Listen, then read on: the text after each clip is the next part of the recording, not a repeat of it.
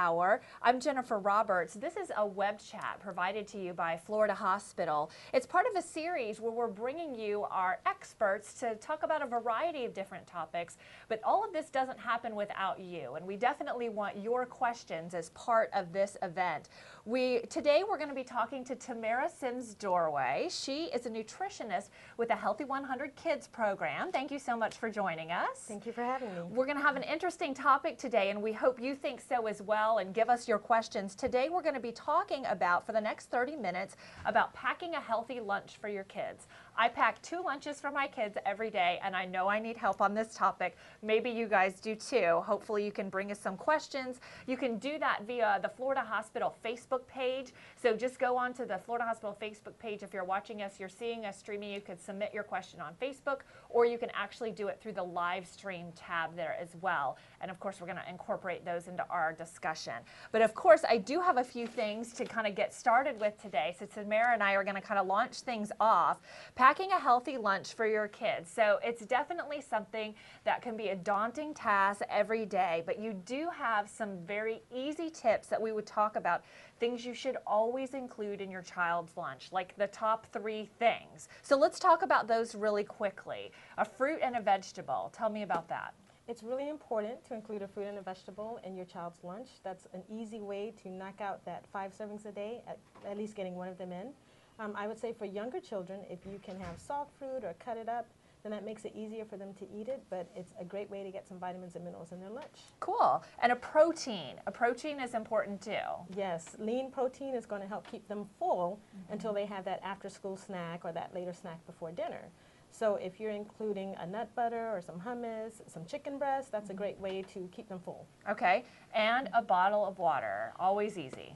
Very important for hydration. Many children now are not drinking enough water. Many adults are not drinking enough water. So once you pack that in the lunch, that gives them a great chance to get in one of those servings of water. Very good. And then there's also, those are the 3 must-haves, the 3 must-not-haves. And on this list, I break one of these rules. So we'll talk about that in a minute. The first things to avoid, chips. You have to be very careful with chips.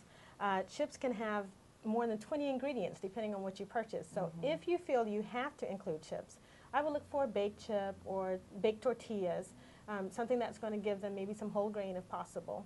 But a regular, say, Doritos or Cheetos, not a good choice. Not a good choice. All right. Juice drink pouches. Now, you said pouches. Does that mean juice boxes too? Well, it could be juice boxes as well. Okay. What you really want to look for is that label says 100% juice. Okay. Anything else, it can be 10% sugar, coloring, and water. Of course, their best hydration is going to be a bottle of water. Best hydration is water. And then this is the one that I break all the time. Anything your child hates that you wish they would eat. I put in the lunch because I feel like they kind of have to eat it then. If they're hungry, they'll eat it, right? That's my philosophy, but that's not the good way. That's what we hope as parents. Yeah. However, it's really best to include your child in planning that lunch. If you don't want to see that food come back or hear that they traded it for something worse, like a Nutty Buddy, then you might want to ask them what they're going to eat for lunch. Yeah, okay. So trading is going on, even at my kindergartner's level, Even though they're not supposed to. It's a rule at my child's school as well, and still they're trading lunches. I don't understand. Okay, so if we all band together as parents and put healthy lunches, then they can trade, They right? can trade the healthy lunches. That's it, okay.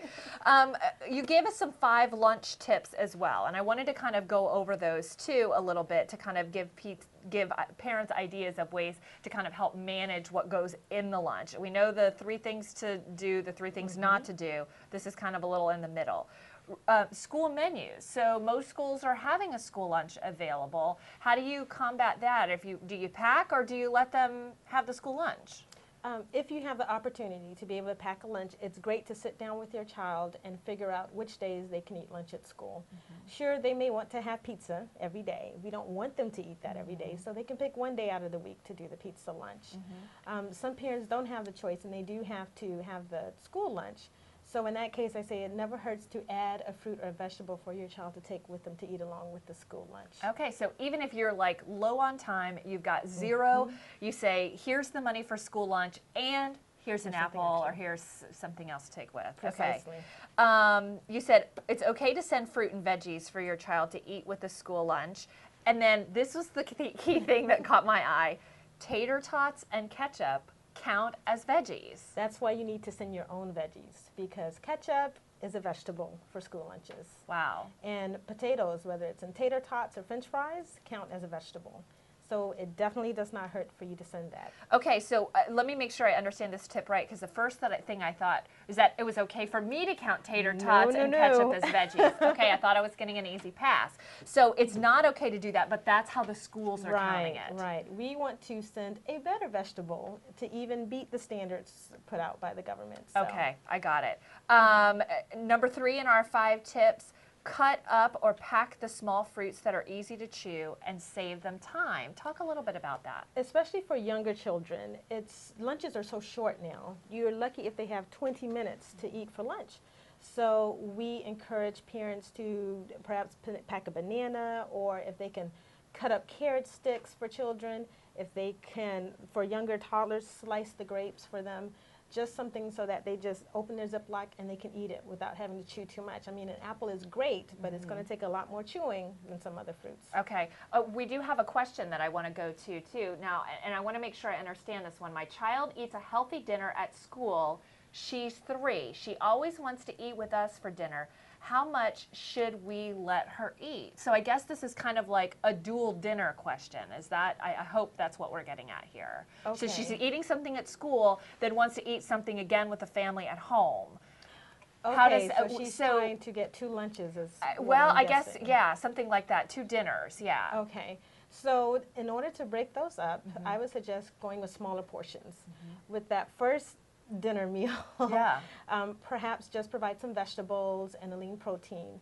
And then when she eats with the family, she can have a bit more, a substantial meal, or you can switch that. If bedtime is soon, then you want that last meal to be very light. Okay. And then include her grains and that protein and the vegetables in the first meal possibly. And I guess you need to maybe question what the meal actually is at school that they're getting, so you know how to supplement that maybe more accurately when they're eating at home. Precisely. Yeah, okay, makes good sense. All right, let's go on to this next tip, that you can make sandwiches less boring. I know I'm definitely in a sandwich rut with my 5-year-old. She loves the same thing over and over again. And so what can you do to liven up the sandwiches and still get them to eat it? Well, fortunately, that makes it easy for you to pack her lunch. Yeah, I know. It does make it easy. I'm not sure it's always healthy, but I think it's easy. Right, but for some children that we meet in our program, they are tired of a peanut butter and jelly sandwich every single day. So I would tell them, do a wrap, because you can put, like for instance, I packed a lunch today, and we did the tomato wrap with some chicken breast and spinach leaves and tomatoes, and of course some shredded cheese, and wrapped it. So she didn't have to have a peanut butter sandwich today. Okay. I have a daughter who likes different lunches. But you can also do pita pockets with hummus is great. You can do English muffins. Any type of bread change is wonderful. You can even do lettuce wraps, which for the older teens, that's really, That's the cool thing. Okay, cucumber slices, like putting spinach leaves and sneaking in the veggies into the sandwich. Yes, especially if you have a low-calorie sauce to put on there or a light ranch. It's more palatable to the kids than just eating a salad. Okay, all right, very good. Sneaking in the veggies. You even said leftover meat. Things from last night's dinner. Things from last night's dinner. If you want to purchase a thermoses have come a long way since I was a child. Yeah. And you can pack last night's dinner, which is a quick way to set lunch in the morning. As long as, if it's a hot meal that you're heating up to keep warm, you want to make sure you run boiling water through that thermos and then put that hot food in there. Or if it's cold, if you're sending a chicken cranberry salad, then you want to just put it in there cold. So when you put the boiling water in, the hot water into the thermos, you're just heating up the thermos a little bit to help it keep that insulation. That heat, right. Okay, I hadn't heard that one before. All right. And then we'd already talked a little bit about the protein, and you already tell us that it doesn't have to be just meat. You said hummus, but there's also some dairy products that are good proteins too. You can do a low-fat cheese. Some kids like to have string cheese in their lunch. That's a staple in our lunch at my house. Cottage cheese is great, and a lot of people don't realize that once they let their child try it, they actually like it mixed with different fruits. it's not such a curl your nose up food anymore. Right, right. Okay. And then talking about food safety a little bit, we touched on that with the thermos. It is different. You know, the tools that we have now are different than maybe when we went to school and packed a lunch. What are the things we need to make sure about food safety in general? Well, the easiest thing to remember with food safety is you want to keep cold foods cold, hot foods hot.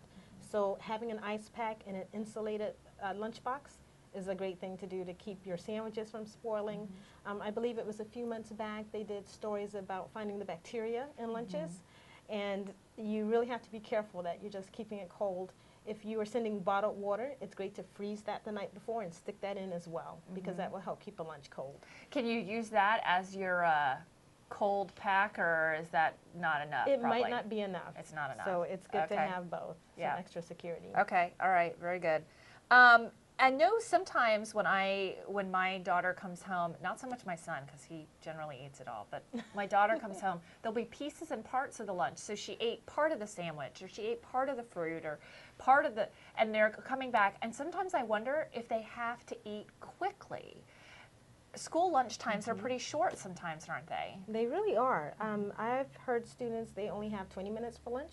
The high school students have even less time because they're waiting in huge lines to get their lunch. So they may only have 10 minutes to eat. Yeah. So it's really hard for them to focus on enjoying their meal and eating slowly. They're really just shoveling it in, which is something we don't want them to do. Right. And then if you have experienced younger children, you know that they really take their time to eat. Oh, they eat the yeah. way we're supposed to eat. I have some slow eaters. And now we're training them to eat faster. So anything you can do in that lunch to make it easier for them to get it in is going to be better. Back to your tip about cutting everything up. Cutting everything up. Yeah. Even fruit cups now you can buy that are in natural juice. Yes. So it's a soft fruit, but it's not syrup. You're not worrying about them getting that extra Right. sugar. And those, you know, those are a staple in my kids' lunches too. I try and get the ones that are at least in light syrup, or the 100%, the ones that say 100% juice. Are those good? Those are great. Those So are good. You're doing good. Okay, with that. good, good. I'm feeling pretty confident about myself here. But there are a lot of foods, and I wanted to bring this up too, that are camouflaged to make us that look healthy, but actually maybe aren't so healthy. So Right. the package may say, you know, fruit, or I don't know. What are some of the things we need to be like watching out for? Well, we really have to be careful of the bars. Some granola bars are great. Some are better than others. Now cereal bars are out as well. So I always tell parents, look at that package. Look and see how much sugar is in the ingredients. If you're in double digits, that's too much sugar. Okay, double digits. And if you can get at least 3 grams of fiber per serving, that's going to be a better bar for you. Okay. Anything other than bars? Are there other items out there? Well, again, we did talk about the chips. So you want to find chips, even the baked ones, that are going to have a few ingredients on that list.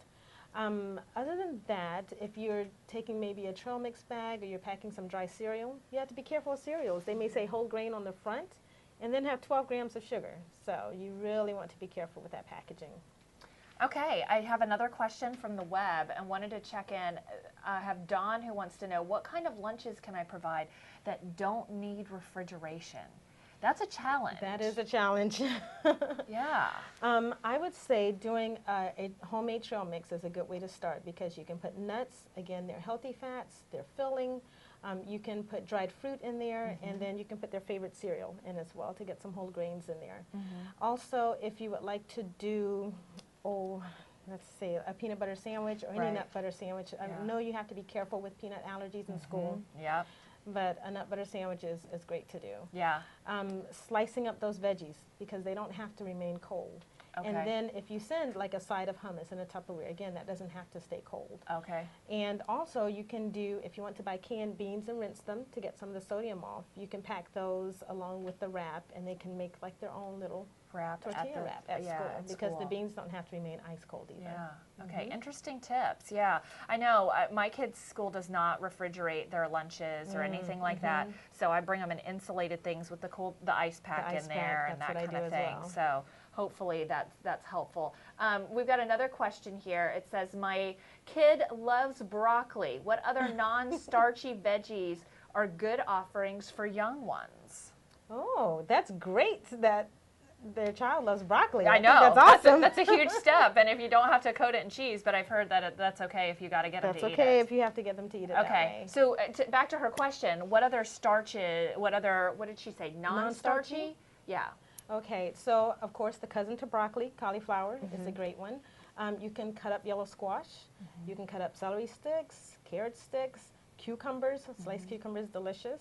And for all of those, you can include a light ranch or even a little vinaigrette so they can sprinkle over it. Any vegetables can almost all of them can be eaten raw. Yeah. So anything your child likes, I say go for it. And dip always helps. Dip helps. It's the universal word at my house is dip. Can I have dip for that? I know. My daughter even likes carrots with peanut butter. Oh, yeah, that's a good one too. Peanut butter can be a good dip. Okay, good tips, good tips. Well, I wanted to bring out some show and tell that you were so kind to bring with us. I have a bunch of little vials here. I'm going to pick up 4 of them. Okay. And these are the sugar, you told me, in a variety of different things. Yes. So starting with one that surprised me a little bit, this is the amount of sugar, and literally, it might be hard to see on the camera, but the whole thing is filled up all the way to the top for 1 cup of vanilla ice cream. Yes, and ice cream is something especially the middle and high school students can purchase at lunchtime. At school. At school. Yeah. So ice cream every now and then, perfectly fine, but ice cream every day, as you see, the sugar adds up and the calories will add up. Yeah, absolutely. Okay, good to know about ice cream because a lot of people think ice cream, oh, it's dairy. It's not that bad.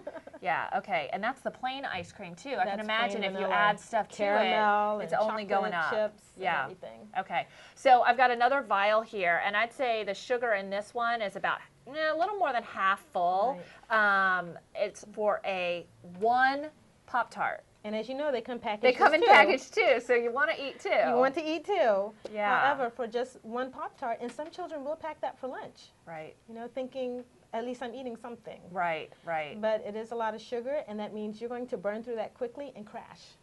So it's not going to last you through the remainder of your school day. It's bad for the afternoon classes. It's bad for the afternoon. Okay, let's go through 2 more of these, and then we'll take some more questions, and we'll save the whammy for last. This one is a little bit less than I thought, but I'm going to let you give the disclaimer about this one. This is about, just a little under half full of sugar for a 3-inch chocolate chip cookie, and that doesn't look so bad. Right, but remember, a 3-inch chocolate chip cookie is like a Chips Ahoy cookie. At the hospital, as you know, we get the cookies that are about this big.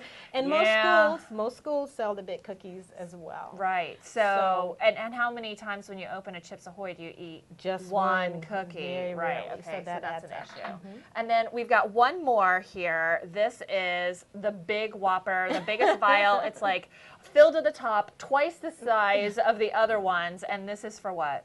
That's for 1 can of soda, not a bottle. A can, 12-ounce can. Yeah, and a lot of schools have these available. A lot of schools still have soda. Hopefully one day they will not have soda machines in the school anymore, but definitely a regular soda, lots of sugars, and no nutrition, empty calories. Yeah, empty calories. And there's, do you know if a lot of schools are doing just the cans of soda, or some gone to bottles? The majority of them have the bottles. So that's even more sugar than what's here. Yes. Yeah. Yes. Okay.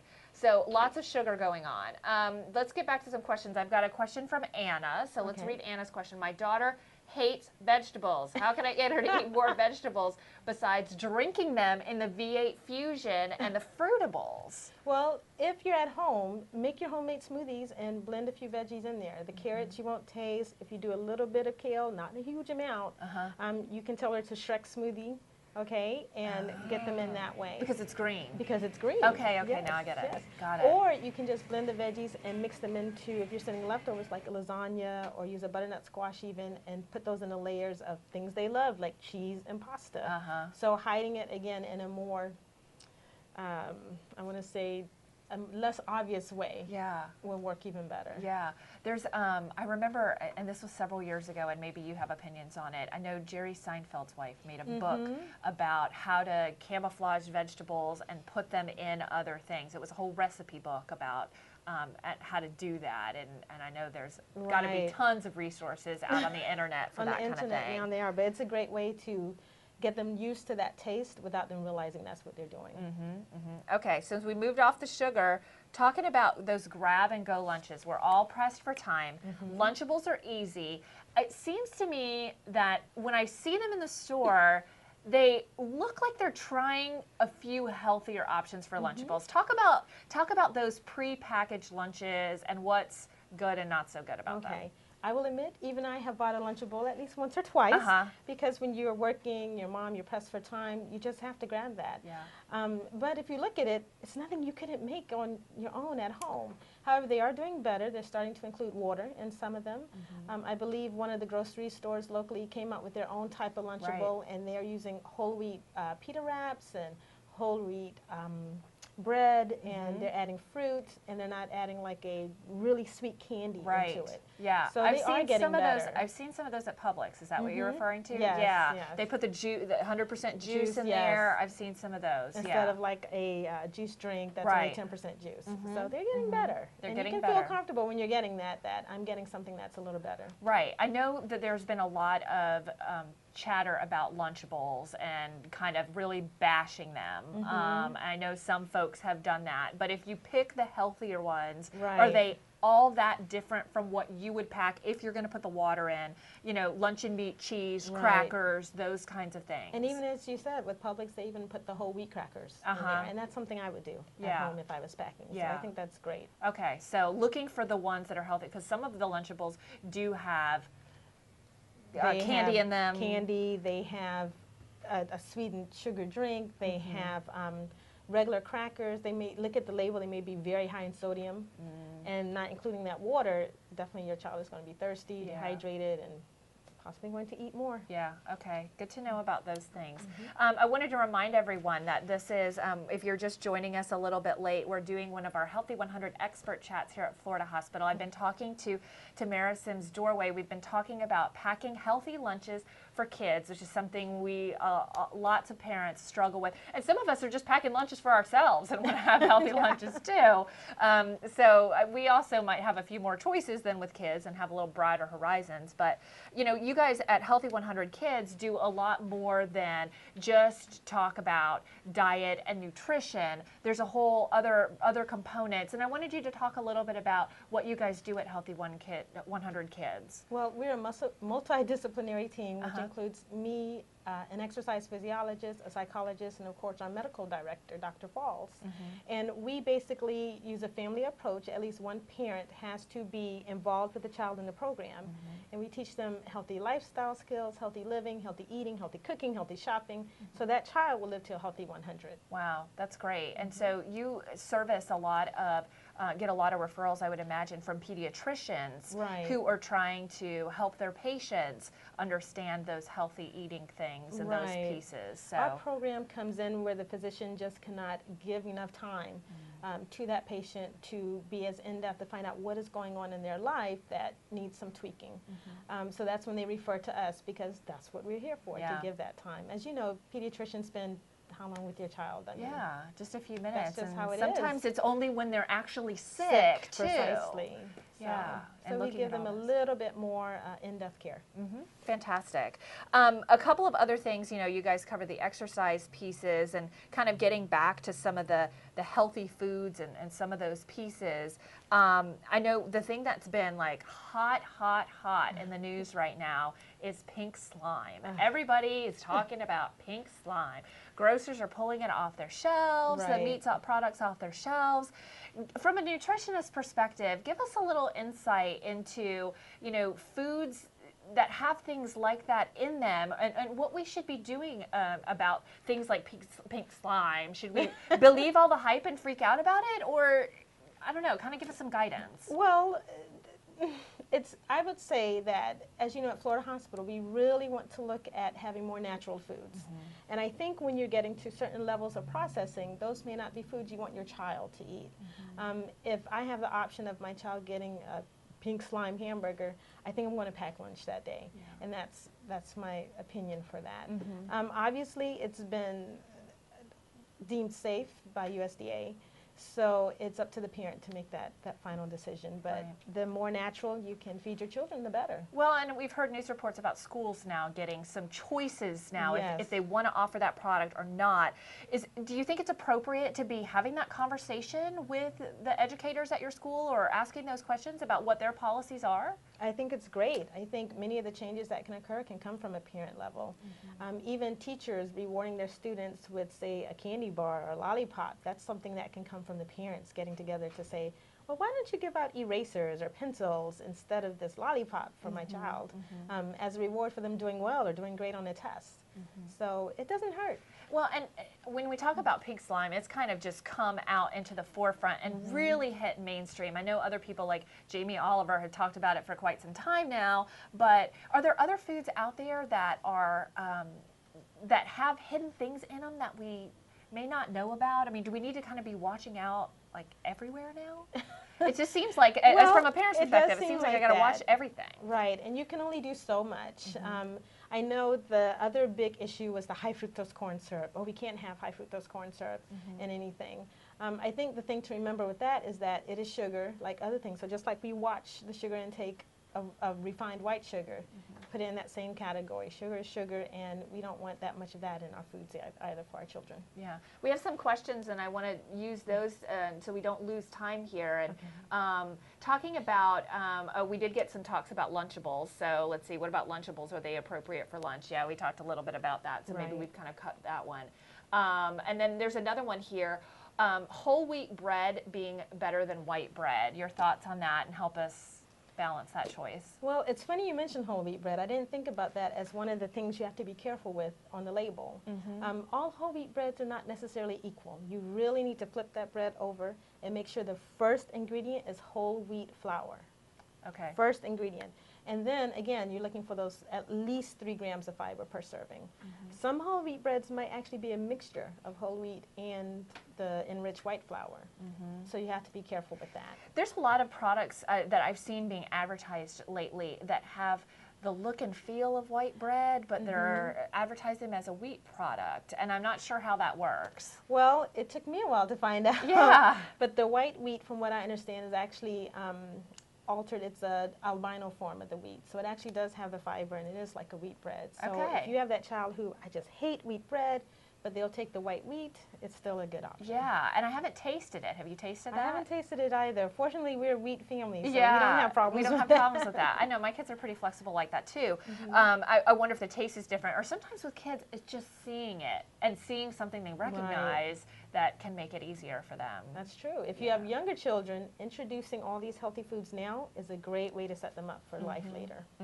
What are some of the tips? I know you probably see a lot of kids that aren't in the younger age group in the Healthy 100 Kids program. I imagine you see a lot of preteens, teenagers. Right. Are there different challenges with that age group when trying to get them to change and make choices, different choices? It really depends on where they are and wanting to change. We have some that absolutely refuse. No, I will not taste the carrot. I don't care what you say. But we go from an approach of we're going to meet you where you are. So maybe nutrition isn't where you want to change right now, but maybe we can get you walking a few extra days a week. Or maybe we can get you adding water and a little extra. So wherever that child is and that family is where we're going to meet them. Yeah, and so you guys are looking for a lot of different ways, from the psychology aspect of it, also with the diet and exercise, and even the medical aspect too. It's all part of that program. Right, it's all a part of our clinical program. And then we also have the edutators who are in the schools. So we actually do have 2 edutators who are going in the schools and teaching nutrition, fitness, sleep, stress management, and everything. So we have a clinic side and a community side. So I know a little bit about what an edutainer is, but for those of us who might not know, edutators they go into the schools and kind of make it all fun, right? Yes, they make it fun. And we do have a bunch of kids who learn that way, and then that makes them a bit more open to trying some new food, some healthier ways of living, because they are understanding it on their level. Yeah. Well, thank you so much for joining us. We really appreciate the tips and all of that, and answering some of the questions that we got as well. So thank you so much, Tamara Sims-Dorway with the Healthy 100 Kids program. I want to make sure we thank everybody who joined us today and submitted great questions. It's always helpful to have your questions in addition to ours. And then if you liked our chat today and you want to take part in them, we do these once a month, and we do them over lunchtime in hopes that if you are grabbing a quick healthy healthy bite at your desk, that you might join us and get some tips on a variety of medical topics. If you follow us on Facebook, Florida Hospital's fan page, you're able to get all kinds of updates on when these chats are. We'll make sure we put links up there for you. In fact, this chat, if you want to share it with a friend or someone else, we've recorded it, we're going to repost that. So if you want to share it or you want to look back at it later, you're able to do that. Also, if you liked what you've heard or want more information about the Healthy 100 Kids program here at Florida Hospital, it's part of Florida Hospital for Children, and you liked Tamara's tips and want to learn more about that, feel free to call us. The number is 407-303-KIDS. That's how you reach someone that can give you information about Healthy 100 Kids and the Florida Hospital for Children doctors and programs that are available here for the Central Florida community. Of course, if you wanted to you can also learn more information. If you're not interested, again, making an appointment or doing those things quite yet with a phone number, you can learn more about the program at healthy100kids.org. It's a very easy place to learn about what they do. You can see some videos, I know, and learn about Tamara's team there as well. So thank you all so much for joining us. We hope to see you at another expert web chat regarding Healthy 100 here at Florida Hospital next month. Thanks so much.